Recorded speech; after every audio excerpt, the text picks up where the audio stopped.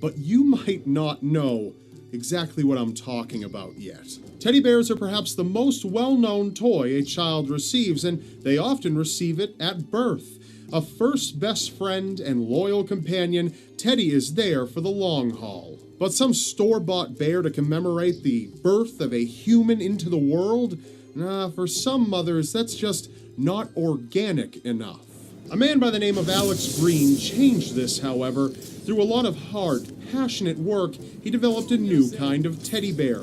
A teddy bear that wouldn't come from some dusty old department store. A teddy bear that would be a gift from the heart. Or, better yet, the placenta. That's right, this teddy bear here is made out of placenta. Alex Green was shocked that placenta was simply discarded as medical waste when so many women in the world still eat their placenta after birth. So he thought, why not find another use for it? So he invented a kit. The kit would show the mothers how to turn their own home into some kind of twisted Build-A-Bear workshop from hell. It begins by laying out the placenta and cutting it in half. Naturally, it's still moist and jiggly, and you can't very well stitch a teddy bear with that.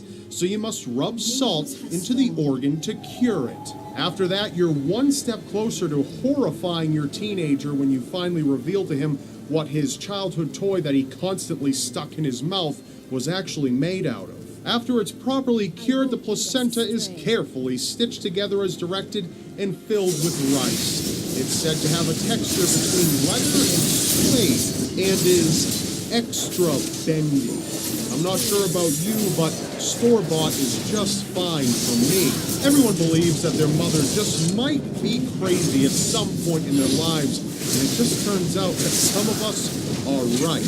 I'd like to give a quick shout out to Jeff Knight. He's the man who created the new transitions in this episode and the previous episode and more episodes to come. He does incredible work, so I've linked his website down in the description below.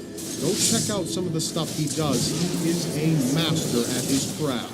That's all for now. Remember, you may not believe it, but anything is possible in a world so seriously strange. I'm Rob Dyke, and I'll see you next Wednesday. Please show the artist of this series some support by subscribing to her YouTube channel linked in the description below. Also, be sure to click subscribe on screen now to subscribe to my channel, because you won't want to miss what's next.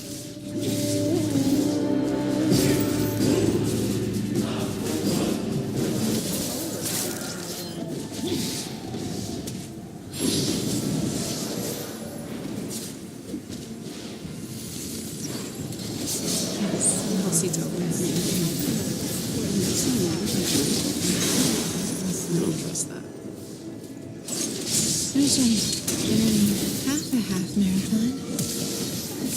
2 miles? Oh, good. A bunch of models. Right in front of me. Okay, yoga. Change north.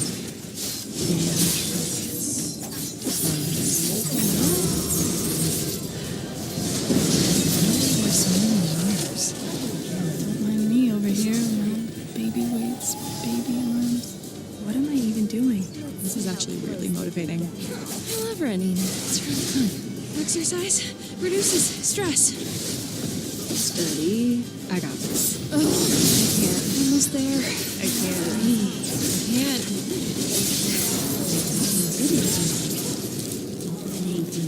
Let's go again.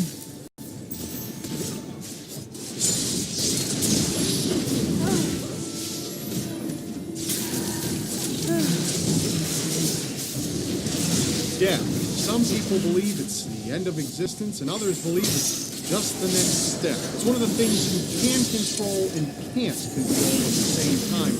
But regardless of any of that, everyone has their moment. And it's not always fair. The healthy will die young and the unhealthy will die old. And while many people out there are relatively afraid of death, it does have a bit of a morbid sense of humor.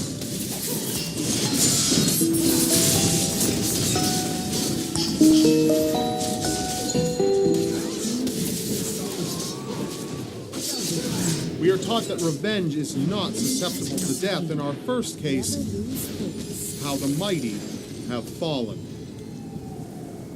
Vikings have a powerful reputation as fierce warriors through tales of mighty battles and conquests. Sigurd the Mighty was no exception to this reputation. He was referred to as the Mighty due to his exploits in conquering the north of Scotland. Sigurd the Mighty had a lot of self-confidence, and rightfully so. He eventually came up with the idea to challenge the native leader to a 40-man-a-side battle. His opponent, named Mael the Bucktooth, or his incredibly large buck teeth, showed up with his 40 men, and Sigurd decided to show up with 80, breaking the rules and slaughtering them all. Sigurd confronted the defeated Mael and mercilessly decapitated.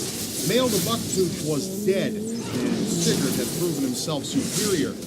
Or had he? Sigurd, in a state of overwhelming confidence, strapped Mael's head to the saddle of his horse as a trophy. As he rode away, Mael's head whipped and swayed about, which caused his oversized buck teeth to strike Sigurd's leg, cutting it open. The small wound quickly began to fester and became infected, and soon thereafter, Sigurd the Mighty was dead. It had seemed that Mael the Bucktooth had gotten his revenge for Sigurd's treachery, even in death. Living dangerously is never a good idea. It can have some expected consequences, but sometimes the consequences aren't always as expected as they might seem, such as in our next case. Watch your step. Bobby Leach was a stuntman at heart. He was always seeking the next thrill, even into his later years. He had even worked for Barnum and Bailey Circus, performing a number of feats. His biggest claim to fame, however, was that he was the second person ever to ride over Niagara Falls. In 1911, he stepped into his large metal barrel and plummeted down into the rocks below, breaking his jaw and both of his kneecaps. Bobby Leach had become something of a legend. He received quite a bit of recognition for his stunt. He was not satisfied by that, however. Bobby Leach returned to Niagara Falls to operate a pool hall in 1920. Even into his 60s, was still performing. He attempted several times to swim the dangerous Niagara Whirlpool Rapids, but unfortunately failed each time. Bobby's life didn't end in the Niagara waters as one might have expected. It seems that death has a bit of a better sense of humor about things. Bobby Leach, while on a publicity tour in New Zealand, slipped on an orange peel and injured his leg. The leg became infected and eventually led to his death. You'd think that stuntmen are just asking for an early grave, but asking for it takes on a whole new meaning in our next case. Party of Fools, dinner for one. He was commonly referred to as the Master Butcher, and knowing that, you might think he's especially good at handling meats. And truth be told, he kind of was, but this is not a butcher you would want to buy any meat from. Armin Mybest was the one known as the Master Butcher, but he wasn't a butcher at all, not in the traditional sense. He was a computer repair technician with an odd craving, a craving for human flesh. Armin's desires eventually peaked, and he logged into a cannibalistic website and posted an ad. He wrote that he was looking for a well-built 18 to 30-year-old to be slaughtered and then consumed. And Bernd Brandis, an engineer from Berlin, answered the call. The two met and enjoyed a fine meal together, Bernd's genitals. Armin complained of it being too chewy and instead cut it up and generously fed it to his dog. Armin filmed the encounter over the span of a few hours, where Bernd can be seen laying down, just speaking nonchalantly as he's cut apart. Armin eventually killed Bernd and butchered his body, hiding away his meat in a freezer mixed in with other more typical foods. He continued to eat Bernd over the course of 10 months before his capture. Propositioning someone to kill and eventually eat them takes a lot of guts. Perhaps the same can be said for our next case. A bet on your life. It was a lucky day for Sergei Tuganov, a Russian mechanic. He was approached by two women who, for an unknown reason, made an unusual bet. They bet him a few $1,000s that he couldn't satisfy them for 12 hours straight. Surprisingly, he accepted the bet. Sergei wasn't a fool, though. He knew there was no way he could last 12 hours straight, so he went out and purchased himself a secret weapon, a bottle of Viagra. Viagra's potential negative side effects are well known, such as chest pain, shortness of breath, sudden vision loss, and many more. That's from one pill. Sergei felt it fitting to take an entire bottle. Sergei ventured forth to complete his task, surely wishing that he could be anywhere else in the world other than with these two women in a bed for 12 hours. But money was on the line, and 12 hours later, Sergei had won his bet. Shortly after his victory, Sergei suffered a fatal heart attack and collapsed dead. The women, frightened, called for an ambulance, but it was already too late. A sticky situation, sure, but perhaps not as sticky as our next case, the molasses disaster. It was the winter of 1919 in the north end of Boston, and it was an unusually warm day, which, while being pleasant to most, was chaos for others. Among many other uses, molasses was the standard sweetener used in the United States at the time. The Purity Distilling Company manufactured massive tanks full of molasses, and on that warm day, inconsistent with the frigid temperatures of the days before it, a tank holding 2.3 million gallons of molasses exploded. Witnesses stated that when the tank exploded, there was a loud rumble and the entire ground shook. The rivets sounded like machine gun fire as they shot free from the tank. For a moment, one might have thought that they were under attack, but the truth was much stranger than that. Before they knew it, a 25-foot wall of molasses raced through Boston's North End at 35 miles per hour, devouring people and horses who desperately tried to get away. Buildings were wiped out entirely in its wake. The molasses was quick to fill every single crack and crevice it could. It would rush into people's mouths and clog up their throats so they couldn't breathe. By the time the wave had settled, those who remained were searching for survivors in the bubbling, churning mess. It was soon discovered that 21 people died in the disaster. It's even said that on hot summer days in the North End, you can still smell molasses. The poet Horace once said, "Pale death beats equally at the poor man's gate and the palaces of kings." It proves a powerful point that no matter who you may be or how you may live your life, how often you might tempt death or not tempt death, you will die one way or another, sometimes the way you imagined it, and sometimes in a way you could have never imagined it. If you're interested in more bizarre, unbelievable deaths, Bob is Weird TV has uploaded a new video just today for you to see. He covers a number of different cases that I haven't covered in this video, and you definitely not going to want to miss them. You can either click right here to watch, or you can go down to the description below and there's a link down there. That's all for now. Remember, you may not believe it, but anything is possible in a world so seriously strange. I'm Rob Dyke, and I'll see you next Wednesday. Please show the artist of this series some love by subscribing to her YouTube channel linked in the description below. Also, be sure to click subscribe on screen now to subscribe to my channel, because you won't want to miss what's next.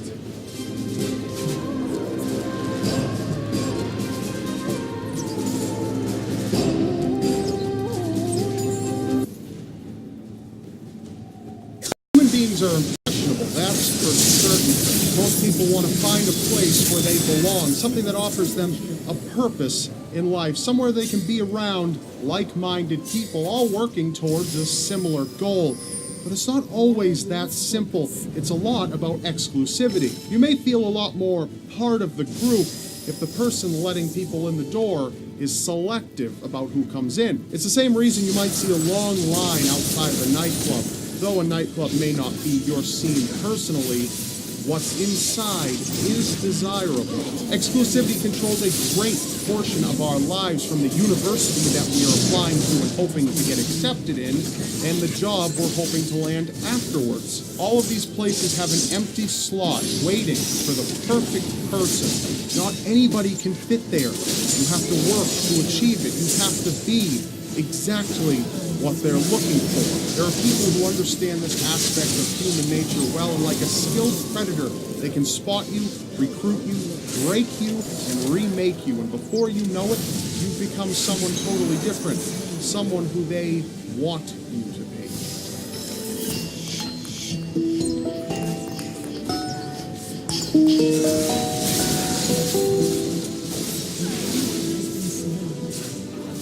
Cults. If you want to make an impact in the world, a cult is a pretty decent place to do it, but perhaps not always with your best interests in mind. Truth be told, cult leaders can make people do some pretty crazy things, like in the case of the Manson family. Charles Manson wasn't a well-educated man, having spent most of his life in prison, but he was an intelligent man. He was a philosopher and an artist, someone who would be easily looked up to in 1960s America. Hippies, all too willing to listen and live their lives enveloped in art and communal living, made perfect targets for Manson, who, behind the guise of a philosophical genius, was little more than a manipulative wolf in sheep's clothing. Manson had managed to assemble a commune of about 20 people, mostly women, and it was a pretty decent life. It was an enlightened life, a spiritually and psychologically fulfilling life. Or at least that's what Manson said. Manson was a role model, a man to be looked up to, and that's exactly what his followers did. They often performed duties as servants for him. Having his followers so tightly around his finger, he would begin to question their core values and beliefs. He'd erase the world they once knew and rebuild it in his own image. In a dilapidated ranch away from society, of course, Charles Manson was their caretaker and overseer. Any new life experience had to pass through him first. And through persuasive coercion, he was able to turn some of his faithful followers into bloodthirsty monsters. Charles Manson spoke to his family and insisted that an apocalyptic race war was imminent and that they were the ones who had to initiate it. And he figured the best way to do that was to commit bloody, horrible murders to attract media attention and then blame it on black people. The terror brought on by Manson and a select few of his indoctrinated followers ended the decade of love in 1969, where 9 brutal murders were committed. Victims included actress Sharon Tate and coffee heiress Abigail Folger. Charles Manson wasn't one of the killers, though. No, he didn't even need to go. His followers weren't only doing as they were told, they were consumed by what they were told. Sharon Tate, 8 months pregnant at the time, had been strung up and stabbed to death while she pleaded for the life of her unborn child. The word pig was written in her blood on her door. The word war was cut into another victim's abdomen. Manson had offered these people something that a lot of people look for in their life, a purpose, a way to stand out and make something your own. And unfortunately, that thing belonged to Manson the entire time. Charles Manson had brainwashed his followers, and brainwashing is most effective in an environment that the person trusts, or at least thinks they trust, like a yoga class, for instance, which brings us to our next cult, Om Shinrikyo. The classes began in 1984 out of Tokyo, Japan. Members would come to take part in a unique style of yoga and meditation, led by its teacher, Shoko Akahara. By 1989, Shoko became more than just a yoga instructor. He began to infuse multiple religious ideologies into his teachings and made claim that he was Japan's fully enlightened Christ, who would not only save his followers from sin, but also from the inevitable Armageddon he had predicted. Though the cult had developed a bit of a tarnished reputation, arising from claims that they would often keep members who tried to leave captive, or perhaps even murder them, the Japanese government still granted them official status as a religious organization. As the 1990s began, Shoko started to fill his believers' heads with warnings, claiming that the United States was about to attack Japan and initiate the end times. So Om Shinrikyo began to stockpile weapons and military hardware, and in 1993, they had started developing sarin. Sarin is a colorless, odorless liquid classified as a weapon of mass destruction. A powerful nerve agent, it prevents proper operation of an enzyme that acts as an off switch for glands and muscles. Without an off switch, your glands and muscles are constantly stimulated. Symptoms of exposure will begin within a few seconds, and the body will secrete all liquids uncontrollably, from sweating to vomiting to diarrhea. Sarin is incredibly lethal and can kill you in just minutes. In 1995, Shoko had received word from one of his followers that police were planning to raid his facilities. So in order to distract the police from their activities, he had some of his members release sarin gas into the Tokyo